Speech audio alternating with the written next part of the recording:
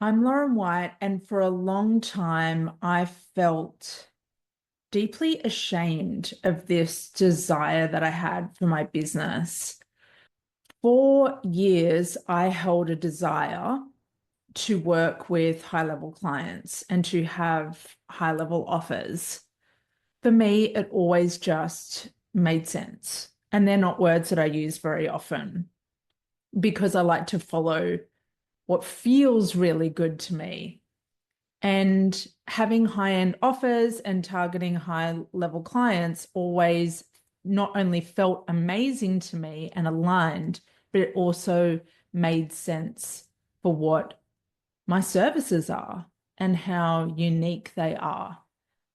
And so when I entered entrepreneurship, for a long time, I was hearing, get as many people in as you can, do this free thing, offer them this next thing and the $500 thing and the 1K thing and beyond.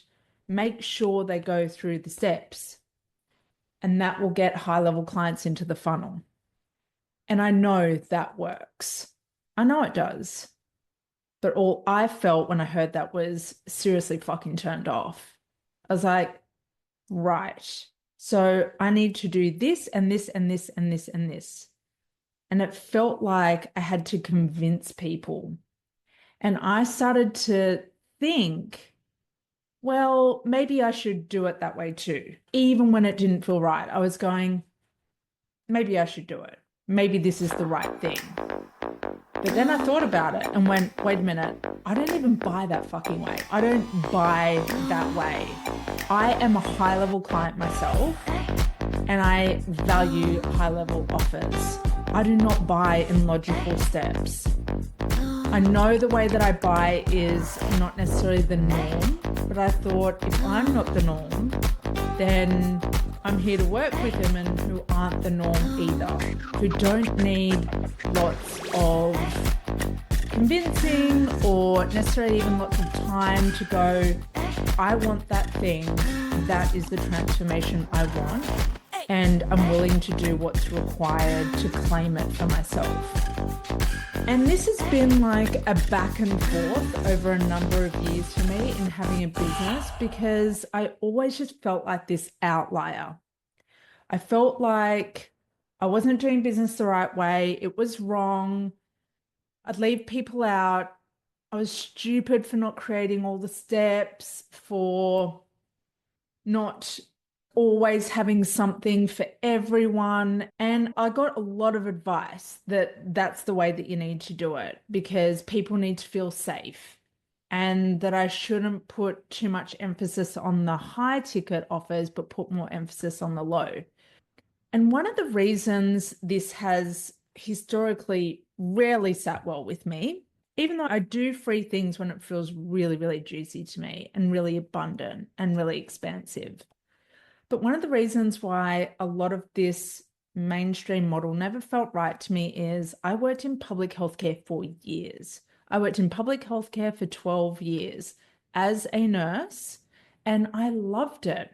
I always worked in mental health and drug and alcohol. I always chose the most highly stigmatized areas, and the majority of my work was in Queensland's largest methadone clinic, opioid treatment services. And we had a caseload of about 600 people, huge clinic.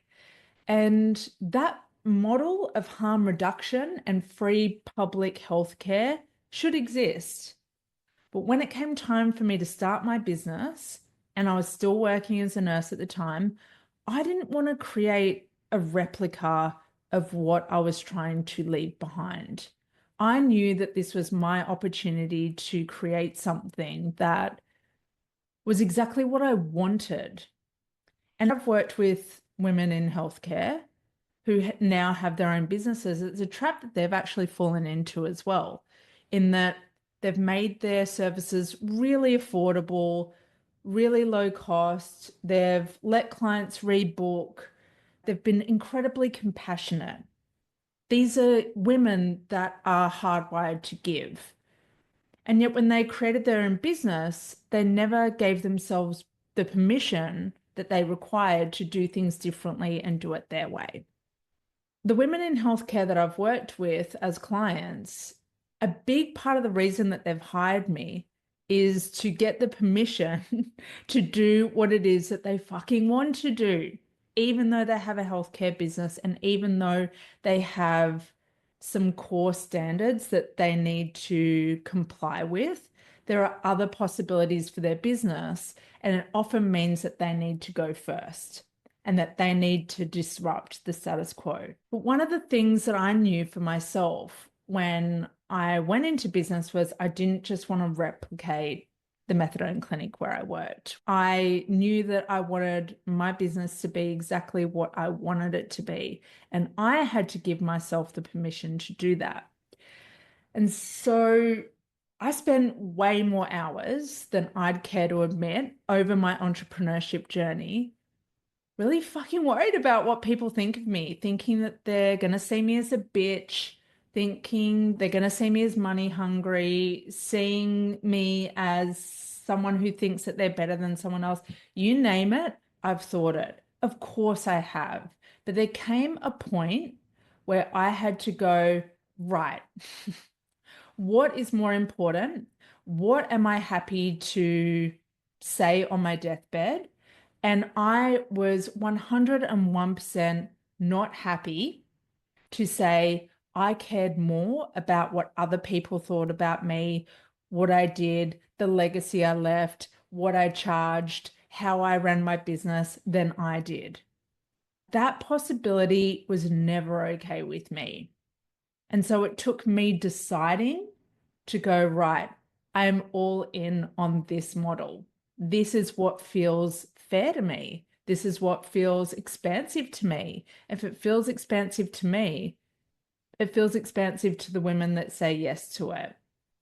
And I want you to know that shame is going to tell you a different story about your business, whether it's about the pricing, whether it's about clientele, whether it's about your offer suite, whether it's about the methods with which you deliver your services. There's always going to be a naysayer. There's always going to be a story. There's always going to be someone who could potentially cast judgment.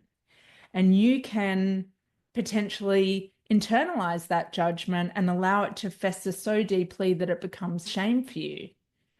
What happens when you decide to go all in on doing business the exact way that you want to do it and charging exactly what you want to charge and doing it with complete conviction?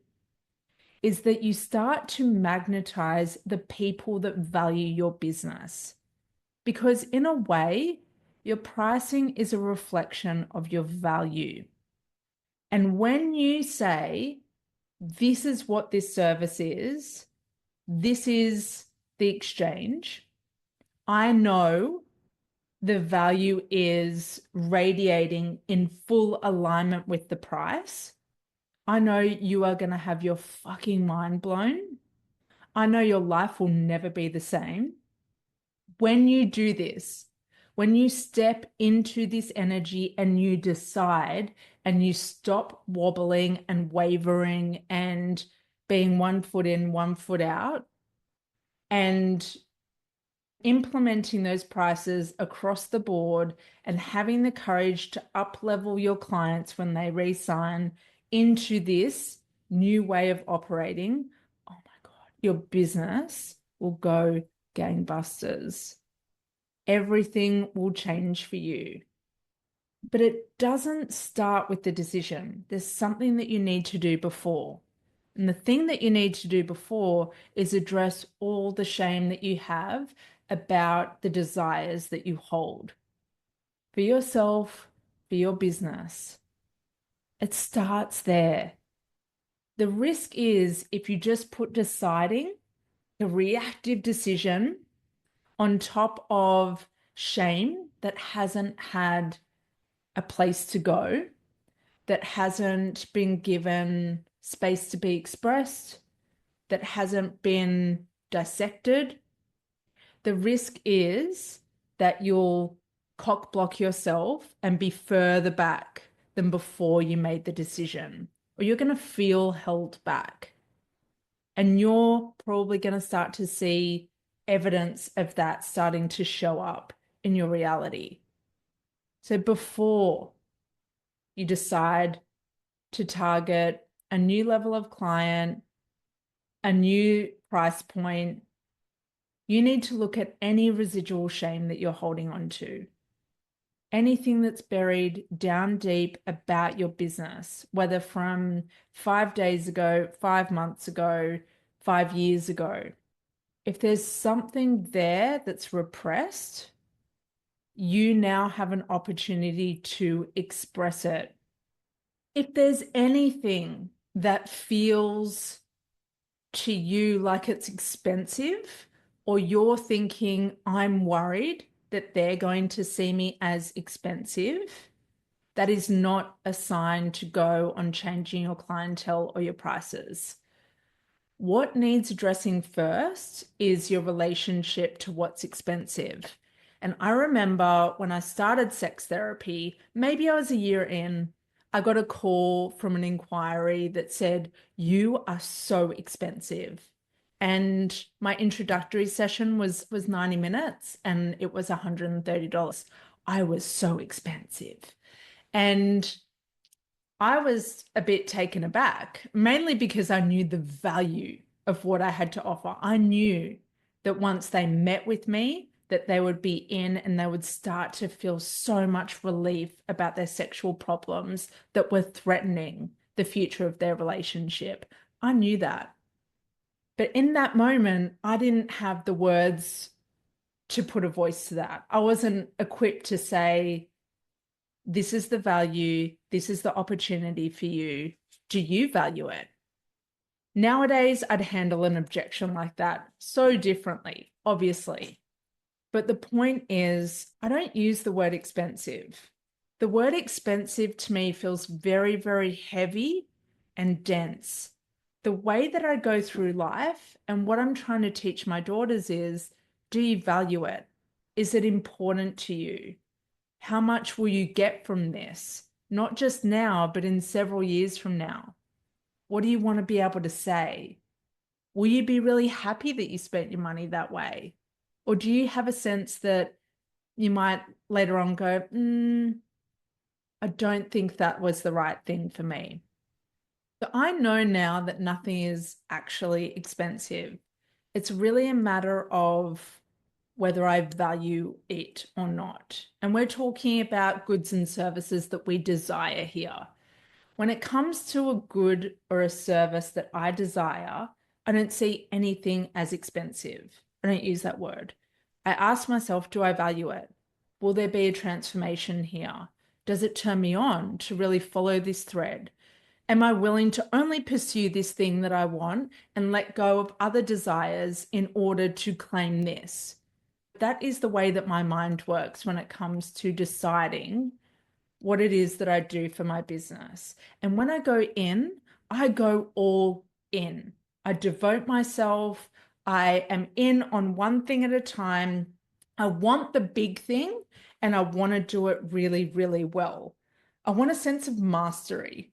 And that's one of the reasons why I don't buy many small products or memberships or anything. I think I've been in one membership. I think I've bought 2 or 3 digital products in my life.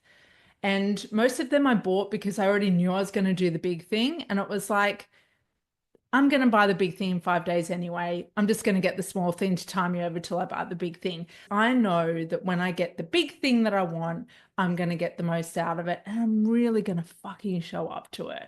So this is where everything gets to change for you. If you want high level clients, if you want high level offers, you need to go to you first.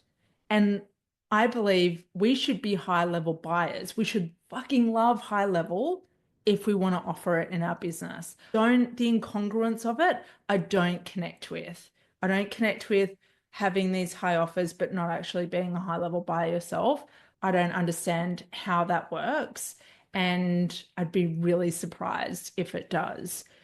There's an energetic match that happens when you yourself get really turned on by high level and then you offer it yourself. But it's not the same necessarily as what you access.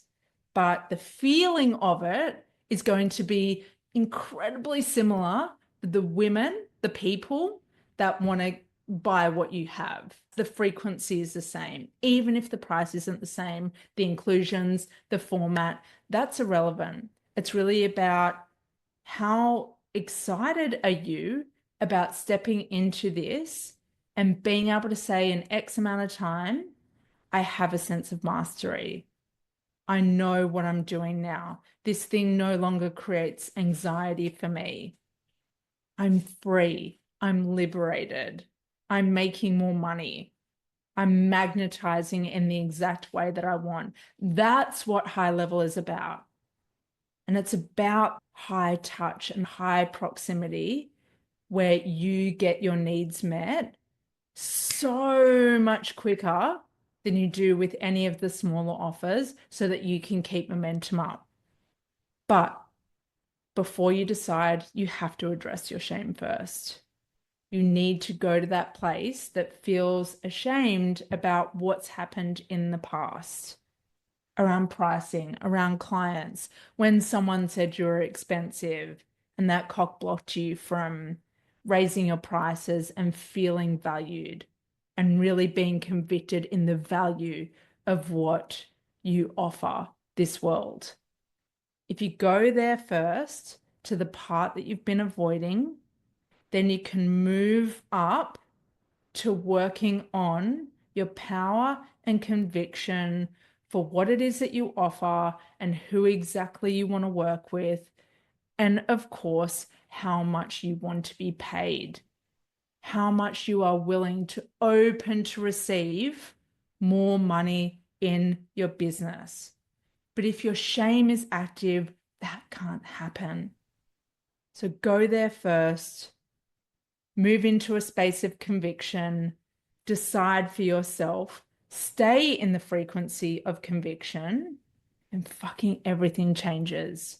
You will become the magnet that you couldn't grasp or access for as long as shame was running your decision-making process and steering you all these other ways in order to try and get your attention.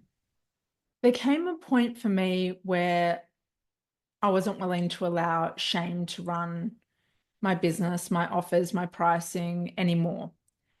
Because what I knew about shame and the way that it runs white hot through my body when it gets activated is if there's shame about one thing in my business, then it's systemic to other aspects of my business. I couldn't afford that. And when my clients come to work with me, they've decided they can't afford that either. And it's no surprise that most of my income is from my private clients who want a high touch, high proximity experience. When they say yes to that, I know their businesses inside and out. I know their desires. I know their passions. I know them inside and out. And that's why their results are next level. And the vast majority of them didn't have to go through 6 steps to become a private client. Most of them just needed one, and that one was a conversation. They knew they would get what they wanted faster when they learn it directly from me in a specified period of time. And I love it that way because that's what I sign up for and that's what I offer. If you love it that way too, and you want a mentor that feels like a partner in your business, who's always invested in you and you getting exactly what you want, that's me. The first step is my one-time session, Embodied Conviction. Go to laurenwhite.com.au/session to secure your call.